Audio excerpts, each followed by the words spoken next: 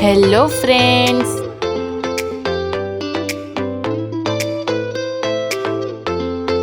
આજે હું તમારી માટે લઈને આવી ગઈ છું ટેસ્ટી અને ક્રિસ્પી મસાલા પાપડીની રેસીપી।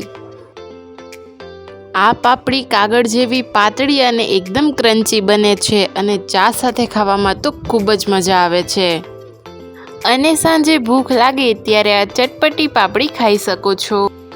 તો ચાલો રેસીપી શરૂ કરીએ। તો તેના માટે મેં અહીં એક બાઉલમાં 1 કપ જેટલો ઘઉંનો લોટ લીધો છે અને સાથે 1 કપ જેટલો ચણાનો લોટ લીધો છે।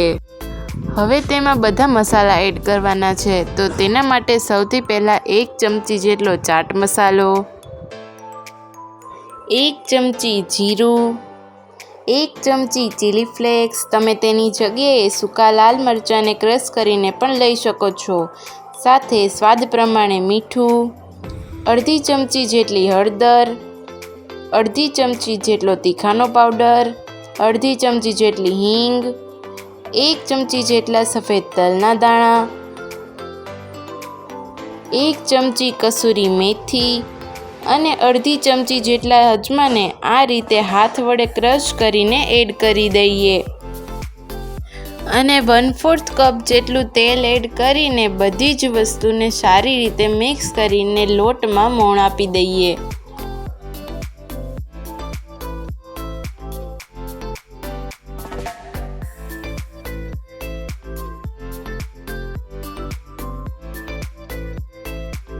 તો તમે જોઈ શકો છો કે તેલ સારી રીતે મિક્સ થઈ ગયું છે।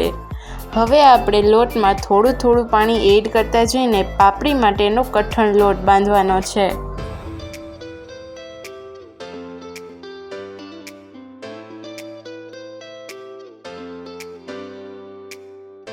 તો અહીં આપણો પાપડી માટેનો કઠણ લોટ બંધાઈને રેડી છે।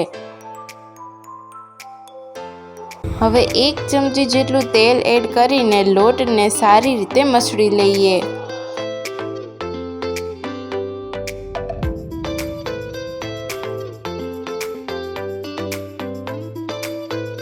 તો હવે લોટ મસળાઈ ગયો છે અને લોટને આ રીતનો કઠણ બાંધવાનો છે।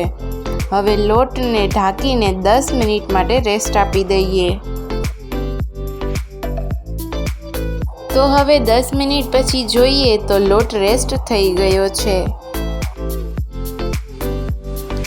હવે લોટમાંથી આ રીતે થોડો ભાગ લઈને તેના હાથ વડે આ રીતના લુવા તૈયાર કરવાના છે। તો આ રીતે મેં લોટમાંથી બધા જ લુવા તૈયાર કરી લીધા છે। હવે લુવા ઉપર 1 ચમચી જેટલું તેલ એડ કરી દઈએ।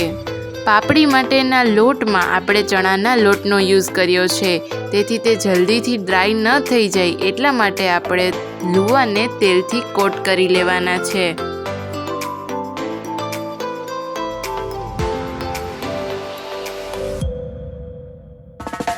હવે મેં અહીં એક પ્લાસ્ટિક લીધું છે। પાપડીને તેલ પર સૂકવવા માટે પ્લાસ્ટિકને તેલથી ગ્રીસ કરી લઈએ। તો હવે એક લુવાને લઈને તેને થોડા કોરા લોટ વડે કોટ કરી લઈએ અને પાપડી વણી લઈએ। તો અહીં આપણે ચણાના લોટનો યુઝ કર્યો હોવાથી પાપડીને જાડી વણશું તો તેનો ટેસ્ટ સારો નહીં આવે, તેથી આપણે પાપડીને એકદમ પતલી વણવાની છે।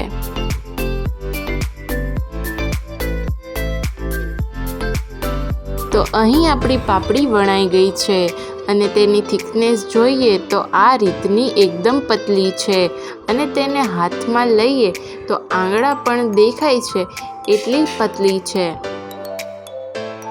તો અહીં પાપડીને પ્લાસ્ટિક પર રાખી દઈએ। તો આ રીતે મેં બધી જ પાપડીને વણી લીધી છે। હવે પાપડીને 10 મિનિટ માટે સુકાવવા દઈએ।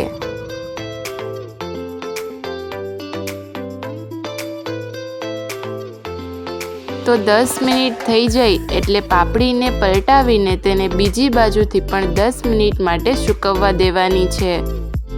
પાપડી સુકાય ત્યાં સુધીમાં તેના માટેનો સ્પેશિયલ મસાલો તૈયાર કરી લઈએ।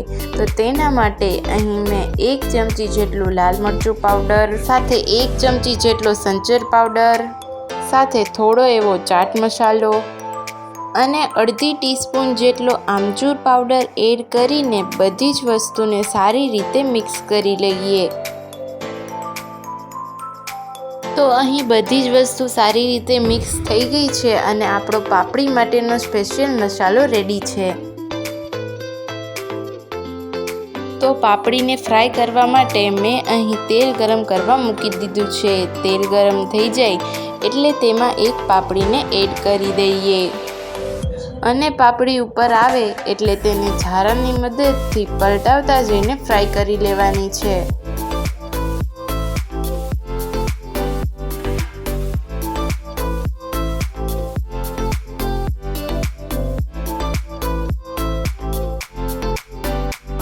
તો હવે આપણી પાપડી ફ્રાય થઈ ગઈ છે।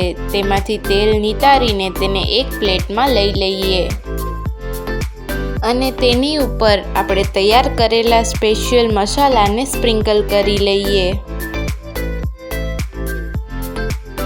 અને તેલમાં બીજી પૂરીને પણ એડ કરી દઈએ અને તે પણ ઉપર આવે એટલે તેને ઝારાની મદદથી પલટાવતા જોઈને ફ્રાય કરી લઈએ।